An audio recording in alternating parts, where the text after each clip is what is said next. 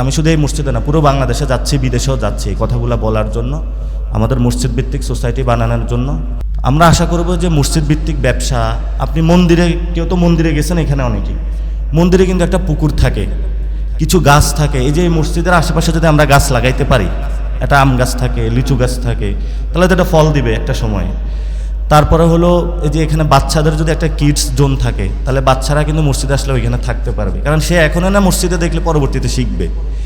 তারপরে মসজিদে যদি ফার্মেসি থাকে, ধরেন এখন যদি এখানে কারো উপর একটা ইট পড়ে, ওনারা বাংলাদেশ বাজারে নিতে নিতে হলে ওনার হলো রক্ত অনেক বের হয়ে যাবে, তাহলে এই জায়গায় চেক করে দেখেন একটা ফার্স্ট এইড নাই, মানে ইনস্ট্যান্ট একটা ব্যান্ডেজ দেওয়া বা একটু মুড়িয়ে দেওয়া, এটা সিস্টেম নাই। তারপরে মসজিদে কারেন্ট আছে, যদি এখন আগুন লাগে এটা ফায়ার এক্সটিংগুইশার নাই। তো এই কাজগুলো হলো বিভিন্ন জায়গায় হলো আমরা নিয়ে যাচ্ছি, কথা বলতেছি, এটা আপনাদেরকেও বললাম, কারণ আপনাদেরও তো সবার এটা লাগবে। এবং এই মসজিদের পাশে কবরস্থান আছে, কবরস্থানের দিকে তাকাইলে মনে হচ্ছে যে এটা আফ্রিকান জঙ্গল, মানে এত গাছপাতা লতা। তো আমাদের ইয়াং জেনারেশনটা যদি আমরা একদিন নামি যে এটা একদিন পরিষ্কার করে বলবো, মানে 1 ঘন্টা লাগবে মনে হয়। বিভিন্ন মসজিদে যাচ্ছি, জুমার নামাজ পড়তেছি একটা উদ্দেশ্য করে। সে জায়গাটা হলো যে বাংলাদেশের যে মসজিদগুলো আছে এগুলোর সাথে কিন্তু আমাদের একদম ছোট বয়স থেকে বৃদ্ধ বয়স পর্যন্ত, একদম জন্ম থেকে মৃত্যু পর্যন্ত সবাই কানেক্টেড। তো মসজিদগুলোতে যদি একটা ইনস্টিটিউট আকারে মসজিদগুলো গড়া যায়, অর্থাৎ কেউ মসজিদে যদি তার বাচ্চাকে পড়াশোনা করাইতে পারে না, সে মসজিদের ইমামকে এসে বলবে যে আমার বাচ্চার জন্য পড়াশোনা করাইতে পারতেছি না, কিছু টাকা প্রয়োজন। তো ইমামের সাথে আবারই ওই এলাকার যিনি স্থানীয় সবচেয়ে প্রভাবশালী ব্যবসায়ী, বড় লোক, তার সাথে তো যোগাযোগ থাকে। তো ইমাম সাহেব হলো তাকে বলে দিবে ওর বাচ্চার হলো পড়াশোনা করাইতে পারতেছে না, আপনি কিছু টাকা দিয়ে দেন। আবার অনেক বিধবা মহিলা থাকতে পারে যে তার হলো বাসা রান্না করার কিছু নাই, কারণ সে শ্বশুর বাড়িতেও যাইতে পারে না, বাপের বাড়িতেও যাইতে পারে না, খুব কষ্টে থাকে। সেও আইসা ইমামকে বলবে, ইমাম কোনো একজনকে বলবে যে ওনার একটু ব্যবস্থা করে দেন। অথবা দেখা গেছে যে যেমন আমাদের এই বাড়ির একজন হলো ডাক্তার হয়েছে, উনি যদি 1 মাসে 1 দিন মসজিদে আইসা সেবা দেয় সবাইকে, অ্যাটলিস্ট প্রিলিমিনারি চেকটা দেয়, অনেকে আছে যেমন ডাক্তার আছে, আরও প্যাথোলজিস্ট আরও অনেকে আছে, তাহলে অ্যাটলিস্ট তো মানুষ জানতে পারবে যে আমার কি রোগটা, একটা প্রিভেনশন থাকতে পারবে। হুট করে দেখা গেছে যে বুক ব্যথা করে হসপিটালে নিলে মারা যায়, তো এটার আগে যদি 1-2 মাস আগে চেক করানো যেত, তাহলে কিন্তু আগে হসপিটালে ভর্তি হলে রোগটা বোঝা যাইত। আবার হলো এলাকারই অনেকে ভালো জায়গায় প্রতিষ্ঠিত, মানে ভালো পড়াশোনা করছে, উনি যদি মসজিদে এসে এলাকার সব যারা কমিটি আছে, ধরেন একজন বড় ব্যবসায়ী হয়েছে, ওনার কাছে কিন্তু এলাকার সবাই যায় যে আপনি এত বড় ব্যবসায়ী হয়েছেন কীভাবে, আমারও একটু পথ দেখান, আমিও জানি, তাহলে আমি এইভাবে বড় ব্যবসায়ী হব। তো যে পড়াশোনা করছে ওনাকেও যদি এইভাবে গিয়ে বলে যে আপনি কিভাবে এত ভালো পড়াশোনা করছেন, আমাকেও পথ দেখান, আমিও অত ভালো পড়াশোনা করব। এই জায়গাটা কিন্তু হলো মসজিদ কেন্দ্রিক। এখন আপনি বলবেন যে স্কুল বা বাজার কেন্দ্রিক নয় কেন? আর বাজার কেন্দ্রিকও হইতে পারে, কিন্তু বাজার কেন্দ্রিক হলো এই জায়গাটা থাকে না, কারণ যারা একটু ভালো হুজুর, যারা একটু বেশি আল্লাহওয়ালা, তারা কিন্তু বাজারে একটু কম যায়। আবারই হলো মসজিদ এমন একটা জায়গা যেখানে সবাই আসে, একদিন অ্যাটলিস্ট হলো শুক্রবার অথবা ঈদের দিন হলো আসে আর। তা আমি পুরো বাংলাদেশে হলো বিভিন্ন জায়গায় যাচ্ছি মসজিদ ভিত্তিক এই কাজটা করার জন্য, কারণ আমাদের মসজিদগুলো যদি দাঁড়ায় যায় তাহলে সমাজের অনেক কিছু যে দুঃখ দুর্দশা এটা মিটে যাবে।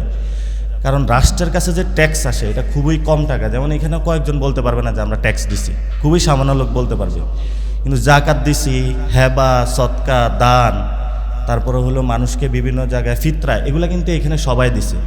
তো আমরা যেহেতু মুসলিম, পুরা বাংলাদেশে 90% হলো মুসলমান, এটা বড় একটা অর্থনৈতিক উৎস। এই উৎসটা যদি আমরা কাজে লাগাইতে পারি, আমাদের সমাজের অনেক কিছু পরিবর্তন হয়ে যাবে আর। আমি রাজনীতি করলেও রাজনীতির পাশাপাশি এই জায়গাটা করি, কারণ বাংলাদেশকে যদি আমরা এই জায়গাটা দাঁড় না করাইতে পারি, তাহলে বাংলাদেশকে আমরা রক্ষা করতে পারবো না আর। কারণ আপনারা তো জানেন আমাদের পূর্বপুরুষরা অনেক কষ্ট করে দেশটা স্বাধীন করছে, এবং 1971 সালে অনেক মানুষ হলো জীবন দিয়েছিল। আপনারা এখানে অনেকে আছেন যারা হলো 71-এর সেই মুক্তিযুদ্ধ দেখেছিলেন। তারপরে হলো 90 তো আন্দোলন হয়েছে। তো আমরা তো একটা দেশ থেকে মুক্ত হয়েছি। কেন মুক্ত হয়েছে? যেমন আমরা ওই মসজিদ থেকে মসজিদে আসছি যে আমরা স্বনির্ভরভাবে মসজিদটা গড়ে তুলব। তা আমরা তো স্বাধীন থাকার জন্য হলো আমাদের দেশটা নির্ভরশীল কারো উপর হইতে পারবে না। পেঁয়াজ উৎপাদন করতে হবে আমাদের, আলু উৎপাদন করতে হবে আমাদের, তাহলে না আমি বলতে পারবো যে আমি বাংলাদেশি হিসাবে। আমরা আশা করব যে মসজিদ ভিত্তিক ব্যবসা, আপনি মন্দিরে, কেউ তো মন্দিরে গেছেন, এখানে অনেকেই মন্দিরে কিন্তু একটা পুকুর থাকে, কিছু গাছ থাকে। এই যে এই মসজিদের আশেপাশে যদি আমরা গাছ লাগাইতে পারি, একটা আম গাছ থাকে, লিচু গাছ থাকে, তাহলে তো এটা ফল দিবে একটা সময়। তারপরে হলো এই যে এখানে বাচ্চাদের যদি একটা কিডস জোন থাকে, তাহলে বাচ্চারা কিন্তু মসজিদে আসলে ওইখানে থাকতে পারবে, কারণ সে এখনও না মসজিদে দেখলে পরবর্তীতে শিখবে। তারপরে মসজিদে যদি ফার্মেসি থাকে, ধরেন এখন যদি এখানে কারো উপর একটা ইট পড়ে, ওনারা বাংলাদেশ বাজারে নিতে নিতে হলে ওনার হলো রক্ত অনেক বের হয়ে যাবে, তাহলে এই জায়গায় চেক করে দেখেন একটা ফার্স্ট এইড নাই, মানে ইনস্ট্যান্ট একটা ব্যান্ডেজ দেওয়া বা একটু মুড়িয়ে দেওয়া, এটা সিস্টেম নাই। তারপরে মসজিদে কারেন্ট আছে, যদি এখন আগুন লাগে এটা ফায়ার এক্সটিংগুইশার নাই।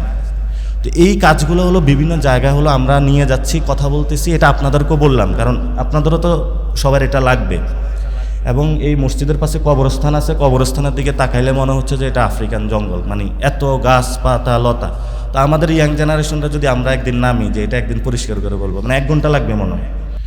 তো এই কাজগুলো আমরা বিভিন্ন জায়গায় বলতেছি। আর মসজিদের উন্নয়নের জন্য ঠিক আছে, ইনশাল্লাহ আমি কারোর সাথে কথা বলবো যাতে হলো এখানে কোনোভাবে এটা খুব একটু ভালোভাবে করা যায় আরই। এবং তো আপনারাও দোয়া করবেন, আপনাদের সন্তানদেরকে এই জায়গাগুলো বলবেন। আমি শুধু এই মসজিদে না, পুরো বাংলাদেশে যাচ্ছি, বিদেশেও যাচ্ছি এই কথাগুলো বলার জন্য, আমাদের মসজিদ ভিত্তিক সোসাইটি বানানোর জন্য। তো আশা করি আপনারা সবাই দোয়া করবেন যাতে হলো পুরো বাংলাদেশের এই জায়গাটা আমরা ঠিক করতে পারি এবং মসজিদগুলোকে সুন্দর একটা মার্কাজে রূপান্তর করতে পারি, এবং আমরা বড়দের যারা আছে আমাদের সিনিয়র সিটিজেন ওনাদেরকে শ্রদ্ধা করতে পারি, ছোটরা যারা আছে তাদেরকে শিক্ষিত করে আমরা একটি পুরো সুন্দর একটি বাংলাদেশ গঠন করতে পারি। সবাই দোয়া করবেন। আসসালামু আলাইকুম ওয়া রাহমাতুল্লাহি ওয়া বারাকাতুহু।